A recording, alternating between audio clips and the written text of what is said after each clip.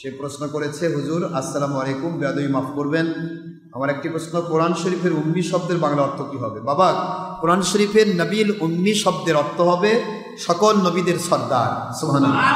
সকল নবীদের সার, সকল নবীদের সার মর্ম, সাবস্টেন্স, সুমারি যেটাকে বলা হয়, জিস্ট অর্থাৎ মাথা। ওম, আরবিতে উম্মুন শব্দ বলা হয় মাকে। মা একটা সন্তানের কি? মূল। মা যদি না থাকে সন্তান পৃথিবীতে আসবে?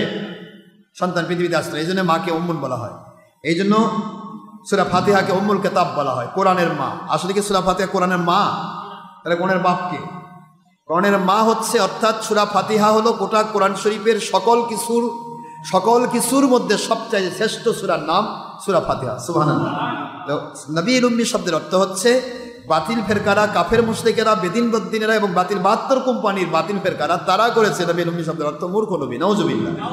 কিন্তু আহলে সুন্নাত ওয়াল জামাত, আমার দাদা হুজুর কিবলা মুজাহিদ জামান আবু বকর সিদ্দিক আল কুরাইশি রাহমাতুল্লাহ থেকে শুধু শুরু নয়, আহলে সুন্নাত ওয়াল জামাত সাহাবায়ে কেরাম থেকে অদ্যাবধি যত ওলি আউলিয়া, যত আহলে সুন্নাত ওয়াল জামাতের আলেম ওলামা, সকলের একই মত, নবীল উম্মি শব্দের অর্থ হচ্ছে আল্লাহর নবী রাসূলের সর্দার। সুবহানাল্লাহ।